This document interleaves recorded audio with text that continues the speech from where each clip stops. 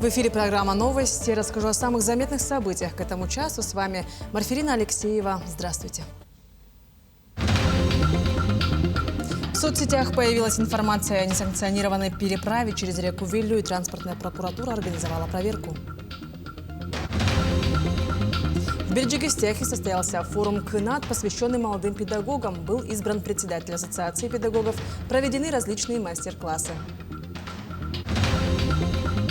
Именитые борцы посетили Амгинский улус, учили юных спортсменов тонкостям поединков.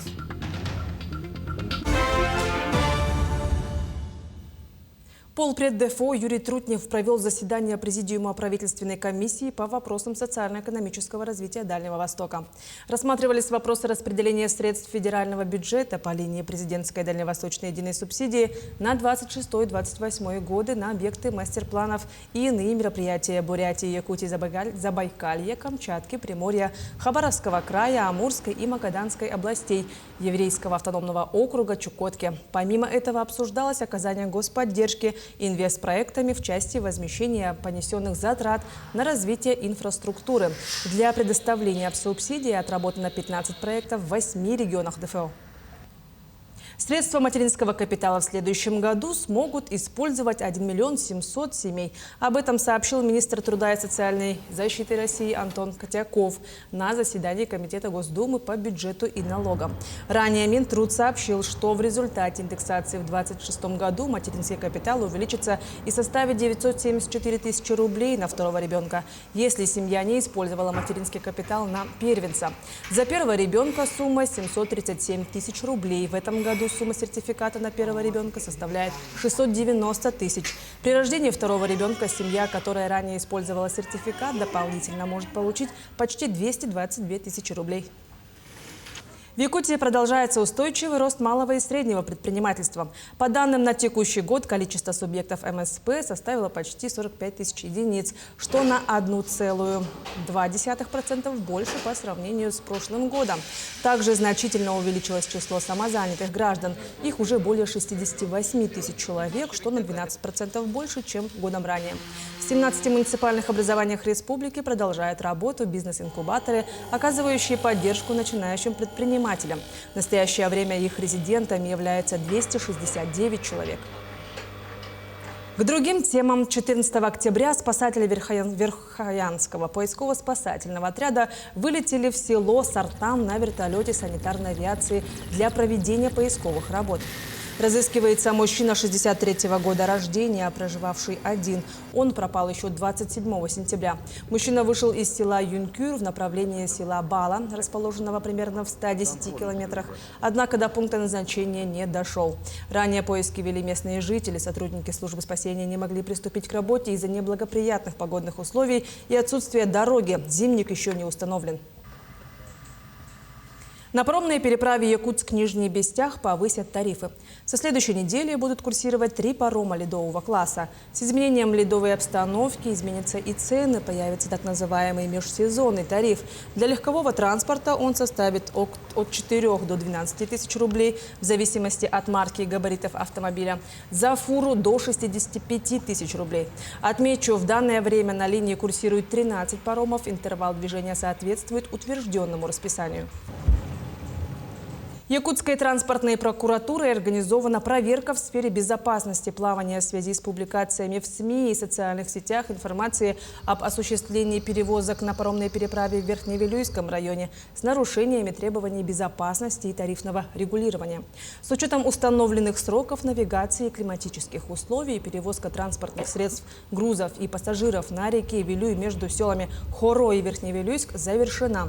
В настоящее время перевозка граждан по реке Вилюй по указанному маршруту обеспечивается суднами на воздушных подушках. В связи с публикациями в СМИ и социальных сетях информации об организации перевозок на пароме в Верхневилюйском районе с нарушениями требований безопасности плавания и тарифорегулирования Якутской транспортной прокуратурой начата проверка. О результатах проверки будет сообщено дополнительно. При этом необходимо отметить, что перевозка транспортных средств, грузов и пассажиров на реке Вилюй под селом Верхневилюйск с учетом установленных сроков навигации и климатических условий в настоящее время завершена. Также разъясняется, что за оказание услуг, не отвечающих требованиям безопасности, может быть возбуждено уголовное дело и как наказание по нему в случае смерти лиц грозит до 10 лет лишения свободы. Группа депутатов внесет на рассмотрение Госдумы законопроект о двукратном увеличении социальных пенсий. Так, для мужчин 70 лет и женщин 65 лет, инвалидов второй группы, детей, потерявших одного из родителей, предлагается увеличить размер пенсии до 10 тысяч рублей.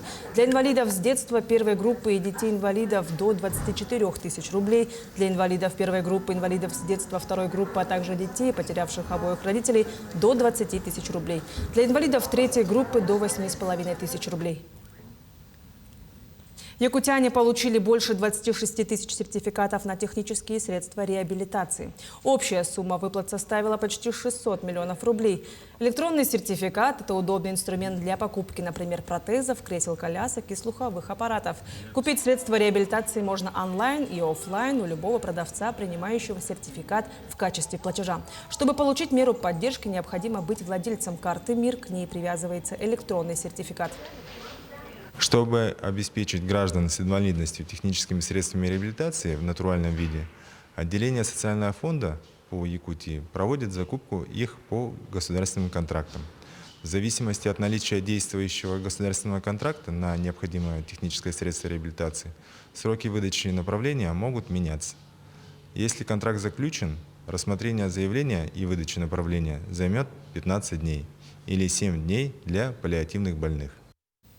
Несколько тысяч подарочных наборов для бойцов СВО ждут момент отправки на новые территории. Каждому государственному и республиканскому празднику правительство республики и волонтерские организации готовят подарки для воинов из Якутии. Подробности далее.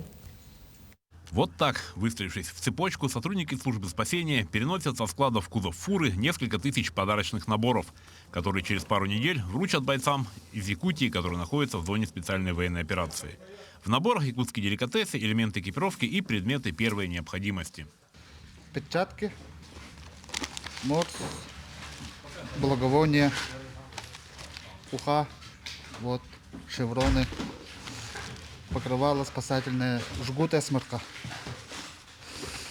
Так, а также вот энергетик и вот бандаж израильский, монпасье,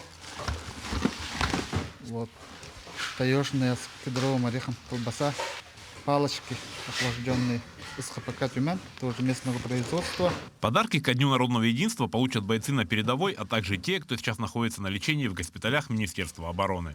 Загружаются продуктовые наборы, а также адресные посылки, продукты волонтерских организаций, которые будут направляться в город Новоазовск. В дальнейшем передаваться будут войсковые части. Часть продуктовых наборов будут направляться в город Москва, город Санкт-Петербург, Хабаровск, Улан-Удэ и город Уссурийск для выдачи непосредственно военнослужащим из Республики Саха-Якутия. Сотни людей в тылу трудятся над тем, чтобы подарочные наборы, преодолев тысячи километров, оказались на новых территориях и попали в руки бойцов, для которых это не просто картонная коробка с подарочным набором. Для них это знак и понимание того, что их помнят и ждут дома с победой. Александр Хавренко, Аэлита Махно, Якутск. В средней школе имени Семена Данилова в Бердигистяхе состоялся организованный форум КНАТ, посвященный молодым педагогам района. Всего 150 педагогов в возрасте до 35 лет, которые ведут активную творческую работу. В этом учебном году на работу пришли 18 новых педагогов. В этот день единогласным решением новым председателем Ассоциации молодых педагогов Улуса была избрана Татьяна Алексеева, учитель химии из Улусной гимназии имени Василия Филиппова. В рамках форума были проведены широкомасштабные мероприятия и мастер-классы по различным направлениям. Были выдвинуты перспективные предложения и озвучены идеи для совместной работы, направленные на развитие через единство, поставлены цели и задачи на дальнейшую работу. Форум молодых педагогов Горного Улуса КНАТ проводится с целью для того, чтобы сплотить и поставить перед собой цели и задачи на ближайший учебный год, для того, чтобы вместе работать и получать какие-то результаты, и для того, чтобы молодые учителя и те учителя, которые только начали свою работу, свою карьеру, у них был какой-то опыт, и для того, чтобы они раскрыли свой потенциал, и для того, чтобы они воплотили свои идеи и проекты в нашу жизнь. Будущие строители республики массово записываются на курсы. Так, в село Барагонцы Мирюнская средняя школа с помощью грантов Фонда будущих поколений открыла Центр развития «Твори и строй», где учащиеся будут развиваться по 4 направлениям. Администрация школы приобрела конструкторы для робототехники, лазерный станок, принтер 3D-моделирования, фотоаппараты и видеокамеру. На данный момент занимаются более сотни учащихся. Это 3D-моделирование, лазерные станки, кубаро, робототехника и еще медиацентр. И мы хотим, чтобы наши дети в будущем получали именно политехническое образование. Хотим, чтобы наши дети строили своими руками будущее нашей страны. В рамках республиканского турнира по вольной борьбе памяти Дмитрия Пахомова среди юношей в Амгинском Улусе состоялись мастер-классы от знаменитых представителей якутской школы борьбы. Поделиться опытом с молодым поколением приехали мастера спорта международного класса. Участники Олимпийских игр прошлого года Виктор Рассадин и Георгий Окороков, бронзовый призер чемпионата мира и Европы Ариян Тютрин, мастер спорта России, победитель первенства Европы среди юниоров Андрей Медловец. Мастер-класс начался с разминки. Борцы показали, как правильно подготовить тело к нагрузкам. Затем показали на практике примеры, объяснили тонкости некоторых техник и тактики ведения поединков. Очень радует, что столько детей занимаются вольной борьбой. Что еще добавить? Ну, хотелось бы, чтобы побольше турниров проводили такие, чтобы дети росли, чтобы еще больше детей занималось спортом. И хотел бы добавить, что Амга – это вообще такое притяжение спортсменов, притяжение борцов, особенно такое место здесь, территория борьбы, можно сказать. Поэтому я снова рад сюда приехать, побывать на этой земле, разделить ковер с теми, кто живет борьбой. Сегодня православные христиане в России отмечают один из самых почитаемых праздников – Покров Пресвятой Богородицы. Этот день посвящен чудесному явлению Девы Марии, которая по преданию спасла верующих, укрыв их своим покровом. В этот день в рамках проходят торжественные богослужения. Верующие молятся Богородице о заступничестве, здоровье и благополучии для своих близких.